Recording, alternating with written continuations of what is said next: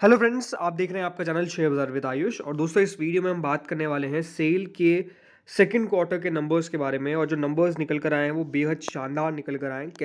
क्या कंपनी का मुनाफा रहा है, कितना कंपनी का रेवेन्यू रहा है, वो हर हम डिटेल में जानने वाले हैं इस वीडियो के अंदर। तो वीडियो को पूरा ज़रूर देखिएगा। उससे पहले अभी तक दोस्तों, अगर आपने चैनल को सब्सक्राइब नहीं किया है तो आप चैनल को ज़रूर सब्सक्राइब भी कर लीजिएगा। सो फ्रेंड्स, सेल अगर देखा जाए तो सबसे पहले तो नंबर्स को डिस्कस करेंगे, बाद में हम स्टॉक के ऊपर अपना व्यू समझेंगे कि एग्जैक्टली हो क्या रहा है पूरे मेटल एज ए सेक्टर को, and definitely SAIL as a stock को। सो नंबर्स को हम एक लाइन में अगर कहूँ तो डेफिनेटली हम कह सकते हैं फिर से बैक ऑन ट्रैक, ये कह सकता हूँ कंपनी के नंबर्स को लेकर। सो दोस्तों, कंपनी की सेल करीबन 26,246 करोड़ थी पिछले साल तक, वो बढ़ के 29,712 करोड़ पर आ चुकी है। इसका मतलब ये है कि बेसिकली कंपनी की सेल आपको देखने को मिलेगा साफ साफ साल भर साल में ग्रो होती हुई नजर आई है।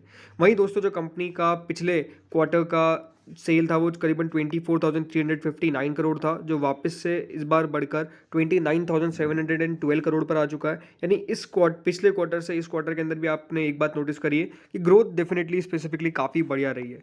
कंपनी का इबिट 735 करोड़ था दोस्तों पिछले साल, जो कितना हो चुका है 3,875 करोड़। कितना आप इंक्रीज देख रहे हैं साल भर साल, 427% का इंक्रीज देख रहे हैं आप साल भर साल, जो अपने आप में मासिव है। वहीं पिछले क्वार्टर में ये करीबन 1649 करोड़ का कंपनी का इबिट था, जो ऑलमोस्ट दोस्तों बढ़ के इस बार 3875 करोड़ का हो चुका है। तो यहाँ पर भी आपने ग्रोथ जो है वो स्पेसिफिकली काफ़ी बढ़िया देखी है, एंड ये डेफिनेटली मोर देन 100% ही है। सो अनडाउटेडली जो स्पेसिफिक बात है कि कंपनी के नंबर्स आपको काफ़ी बड़ा देखने को मिले। लेकिन अब आते हैं बात मुनाफे पे।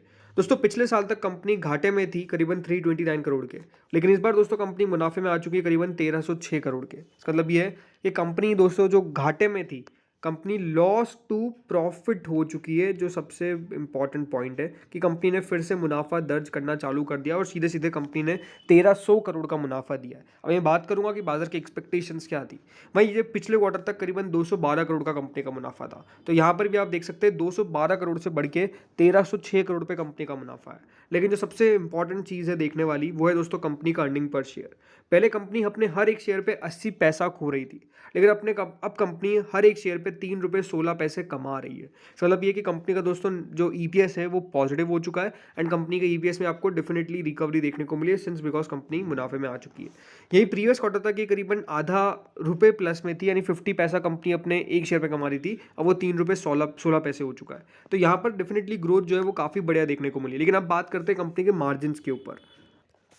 तो दोस्तों, कंपनी के मार्जिन्स में सिग्निफिकेंट इंप्रूवमेंट हम कह सकते हैं नोटिस की गई है। इस बार करीबन 13% के आसपास दोस्तों कंपनी का मार्जिन पहुंचा है, जो पिछले क्वार्टर में 7% था और उससे एक साल पहले तक तो 3% था। बेसिकली कंपनी घाटे में थी। यहाँ तक कि अगर देखा जाए तो 13-14% दोस्तों कंपनी के जो मार्जिन हो रहे थे वो बेसिकली आखिरी बार 14% कंपनी के मार्जिन आए थे मार्च के क्वार्टर के अंदर, मार्च 2022 के क्वार्टर के अंदर।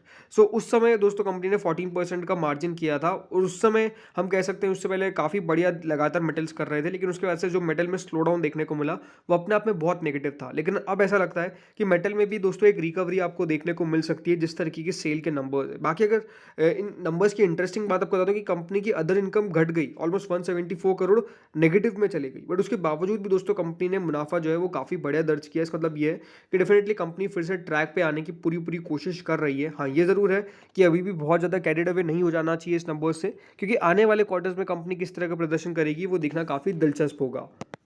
लेकिन जैसा मैं हमेशा कहता हूँ कि देखिए, एक बार बाजार की एक्सपेक्टेशंस को भी समझिए अगर ये नंबर्स के अंदर। तो देखिए, नंबर्स में अगर मैं बाजार के एक्सपेक्टेशंस बात करता हूँ तो सीएनबीसी मान के चल रहा था, सीएनबीसी टीवी एटीन का पोल था कि कंपनी का ऑलमोस्ट 1000 करोड़ का मुनाफा आएगा, लेकिन आता है करीबन 1305 करोड़, जो ऑलमोस्ट 30.7% ज़्यादा था उनकी एस्टिमेट से। वही दोस्तों, जो रेवेन्यू था वो मान के चल रहे थे 27,422 करोड़ के आसपास आएगा, आता है करीबन 29,712 करोड़, जो ऑलमोस्ट अगेन 8.4% ज़्यादा था। कंपनी का इबिटा जो मान के चल रहे थे 2722 करोड़, आता है 3875 करोड़, जो ऑलमोस्ट 42.4% ज़्यादा था उनके एक्सपेक्टेशंस थे। मार्जिन्स की बात करें तो 9.9% पे दोस्तों मार्जिन्स मान के चल रहे थे, लेकिन जैसे आपको बताया 13% पे कंपनी के मार्जिन्स आ जाते हैं, जो ऑलमोस्ट 310 बेसिस पॉइंट ज़्यादा था। तो हम कह सकते हैं कि आउट परफॉर्म बेसिकली किया है, जो भी एक्सपेक्टेशंस थे उससे काफ़ी काफ़ी ज़्यादा कंपनी के नंबर्स जो है वो बेसिकली अच्छे आते हुए देखने को मिले, जो अपने आप में एक बिग पॉजिटिव है, इसमें कोई डाउट नहीं है। लेकिन अब जो इंपॉर्टेंट क्वेश्चन है वो यही है कि यहाँ से होगा क्या। सो देखिए अब सेल डेफिनेटली देखिए कल मोहर ट्रेडिंग में जब ओपन होगा तो अच्छी खासी तेज़ी की एक्सपेक्टेशन सब लगाकर चल रहे हैं, जस्ट बिकॉज देखिए सिंपल बात है, नंबर्स कंपनी के काफ़ी बढ़िया निकल कर आए हैं। लेकिन अगर देखा जाए पिछले 6 महीने के अंदर तो सेल के अंदर आपको कुछ खास बढ़त देखने को मिलेगी नहीं, मात्र 6% का मूव देखने को मिला है।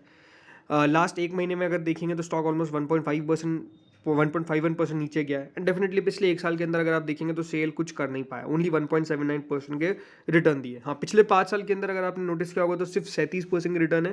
एंड ऑन एंड ऑल अगर आप रिटर्न देखेंगे तो सेल ने 1366% के रिटर्न कमा कर दिए हैं।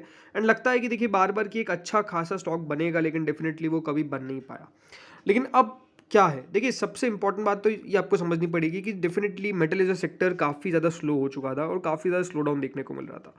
एंड डेफिनेटली हम कह सकते हैं कि मेटल का एक रिलेशन है चाइना से, और चाइना बढ़िया नहीं कर रहा था, तो मेटल के अंदर एक स्वाभाविक सी बात है आपको वहाँ पर स्लो डाउन देखने को मिलेगा।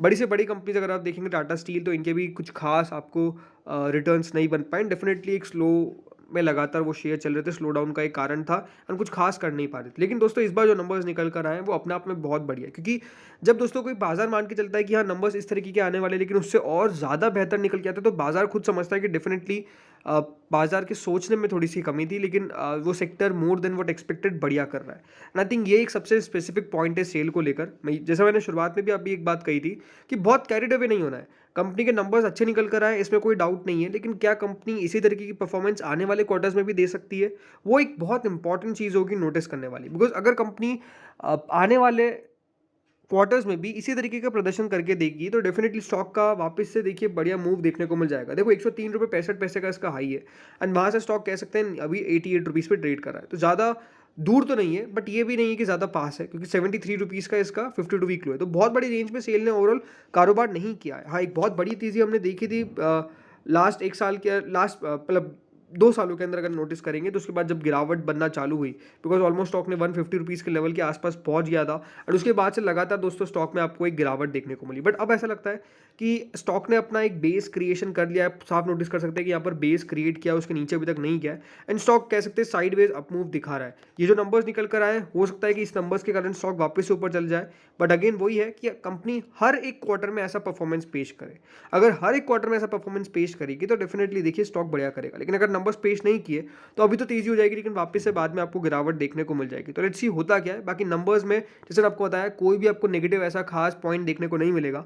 एंड लगता है यही कि देखिए कल मॉडल ट्रेडिंग के दिन डेफिनेटली एक stock to watch out for Steel Authority of India यानी सेल हो सकता है। तो लेट्स सी कितना ऊपर जाता है। आप लोगों की टारगेट्स क्या है, या फिर आप लोगों का व्यू क्या है, ये मुझे कमेंट सेक्शन में जरूर बताइएगा। आपको क्या लगता है कि सेल में कल कितनी तेजी हो सकती है, या फिर क्या आप मानते हैं कोई गिरावट की भी एक्सपेक्टेशन है। तो इस वीडियो में इतना ही था। Thank you friends for watching this video.